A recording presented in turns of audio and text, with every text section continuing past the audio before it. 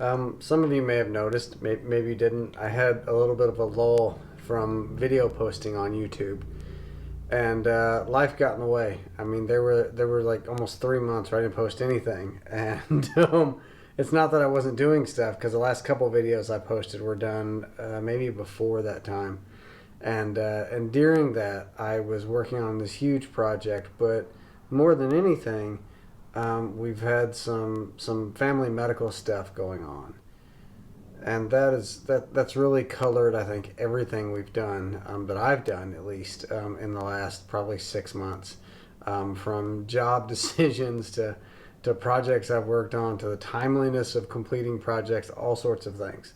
I'm not gonna go like too deep and too personal and all that in this. I just wanted to say that I did make some video. I think I got like 7 in works right now.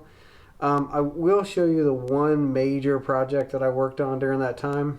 I've had a friend for about 18 years who is following her dream, and she's opening a record shop.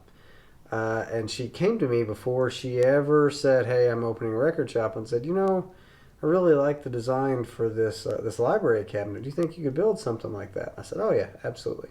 I've actually done one before." Later she came to me and she said, "I'm putting this in my shop that I'm building, and I want you to build it." And yeah, absolutely, I wanted to be 100% part of that.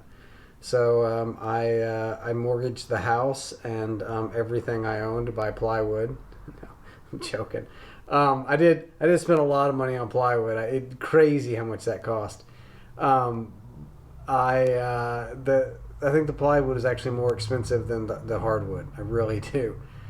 Anyway, I started building the bookshelves, the library cabinet, sliding ladder, that sort of thing.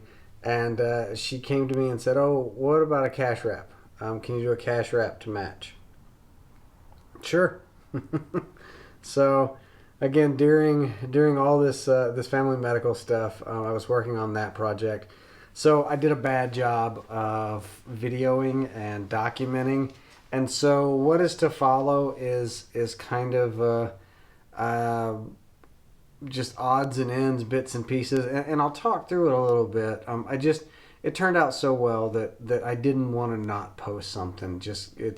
This isn't a how-to. This isn't, "Hey, how I did this." It's more a documentation of that it's done and it's complete. Yeah, the camera angles are funky, and I've got I recorded some of it with my phone, and it's turned the wrong way for YouTube videos. But in the end, it turned out really well, like I said, and or at least I'm biased, so I think it turned out. But just kind of want to walk you through that process. All right, thanks. I'm not gonna lie, this is the first time in my life ever that I've hesitated cutting into a sheet of plywood. But let me tell you, like, cutting into all those sheets, the very first cuts, it was daunting a little bit.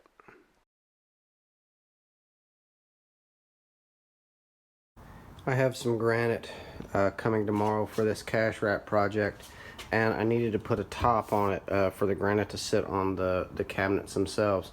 So instead of using a single piece of plywood, I ended up using some of the offcuts from some bookshelves that I did for the same project, and went ahead and made this ladder frame. This is a 36-inch cabinet. I also put a bunch of structure under this one, because you never know, especially it being in a retail store, who's gonna climb up on the countertop to like change a light bulb or hang something. And so I don't like having 36 full inches of space there on unsupported granite. So I put that extra bit of structure in for that, and then of course for the sides, and then in the intercostals. So I think that the granite should be fully supported without any issue. Now, of course, it's not like screwed into the granite. I'll just daub on some silicone here and there, and then set the granite in place once this is in place. So I'm at the granite shop, ready for granite pickup. Guess what? I swear, every time. So this is my 3rd trip to the granite shop, and they got it cut this time, and it's ready to pick up, but it's 14 inches short. So I don't think that's going to work. Now, they promised that it will be ready first thing in the morning, 9 a.m. Come by. We'll see.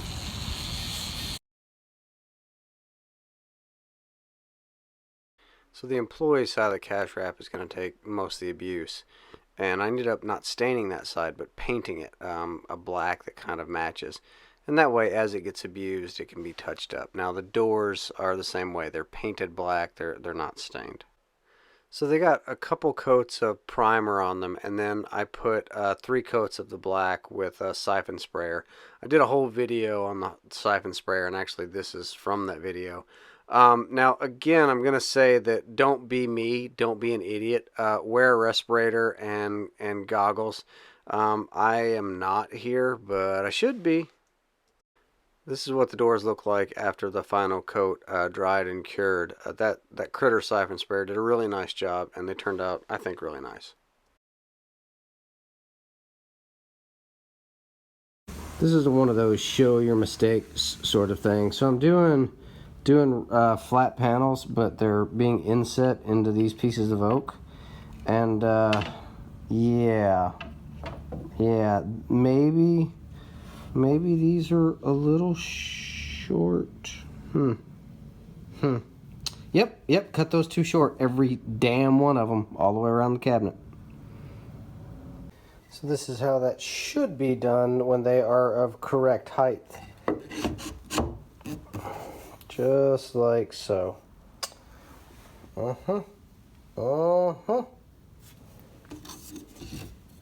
Lesson learned. Oh, my panels always float. I don't ever staple or glue these. It lets them breathe.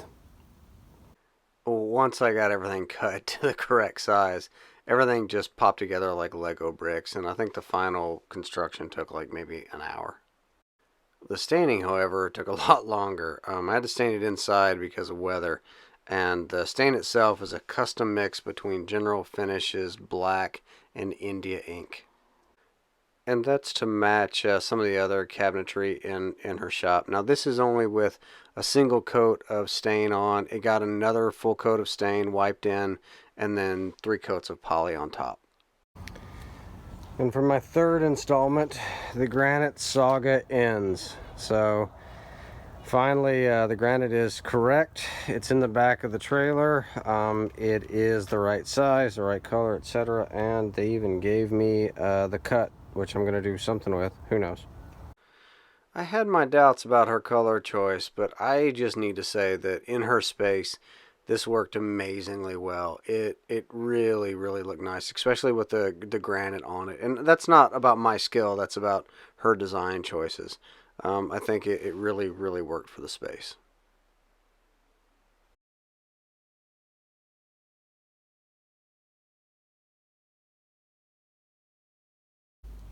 You know when people tell you have enough clamps, or there's a little voice in your head that says, man, I probably have enough clamps. I don't need any more clamps. Yeah, that little voice, it's a liar. You need more clamps. I don't care how many clamps you got, you need more clamps. For this library project, I ended up doing 18 of these 39-inch shelves. And because we don't want them to sag, I ended up using biscuits and dropping some 3/4-inch oak on either side as well. Now, as I did all of this, I got to the very last shelf, and yeah, I may have been 2 whole inches short. So this will be a bottom shelf. No one will ever see it. The owner is aware. But I scabbed on, again with biscuits, a 3-inch runner here, and then cut it down on the table saw, and I didn't even have a whole piece. That's how close I was on all the plywood.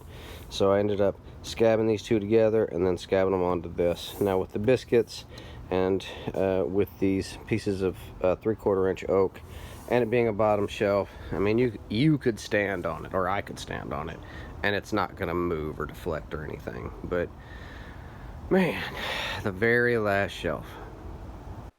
So we ran out of space a little bit, and I actually had to move the staining and finishing operation outside. So like the cabinet, these have 2 coats of stain and 3 coats of finish. Man, I put this little porter cable router to work today.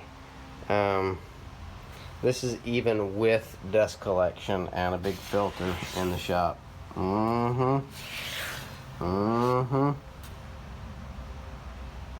So the cabinet itself was actually designed and built into 3 monolithic sections with adjustable shelves on the side. That's where all the sawdust came for in the previous clip. But like the painting for the cash wrap, I had to build these and actually start sanding and painting them inside one bay of my shop just because of weather. And things got real tight real quick in the shop. Just for size reference, those are 8 foot tall by 9 foot wide doors. And so you can see how tight it actually was. I don't think my version of painting in plein air and Monet's is exactly the same. But it's outside and it's sunny, so kinda. Alright, 1 carcass, fully stained, and 3 coats of finish on it from outside. That's right, my outdoor paint booth. As I discussed previously, life kind of got in the way during this build, and the weather also kind of conspired against me, and I ended up completely finishing all the shelves and 1 cabinet before the other 2 were even stained. So actually it got installed first and then the other 2 sections later. Some more action in my my outside paint booth. Both the middle and the left section. Last coat of finish. Aha! Ha! I had to build a base to get everything level. The floor is I don't know who poured it, but you know, a gazillion years ago, just not level. But I installed the first cabinet and came back a day later and installed the second 2 cabinets. Actually, maybe 2 days later. And then after the cabinets were installed, same day, I went ahead and installed the crown and the trim all the way around the bottom, as well as the quarter round on the cash wrap. Today was the final day. Today was install day. 8 hours later, plus 2 hours of driving to and fro, so 2 hours total of driving. I'm done. I got the tools unloaded. My wife poured me some celebratory French rosé champagne. Method du champagne. I get it's blanket. So what? Anyway, I got the bubbly stuff. I'm so happy to have this project done, and I just need to say my shop looks like a bomb went off in it. Look at that. It's a man glitter bomb, and just man, I got sawdust and wood scraps and boards fucking everywhere. But job's done. It's installed. The shop owner is really, really happy. So that's my solid for the day. I'm going to sit with my feet up for a little while and maybe take some anti-inflammatory and drink at least 2 more of these. And this is how it looked the night after I got it installed. Now, my installation was absolutely 11th hour. The very next day, the store had a soft opening. So after I left, the owner stayed and did all of this shelf work. So this is a couple weeks after the store opened, and I went back and I put a ladder hanger to keep the ladder kind of out of the way of folks. But I'm going to shut up and just kind of let the video and pictures speak for themselves on what the cash wrap and shelf look like.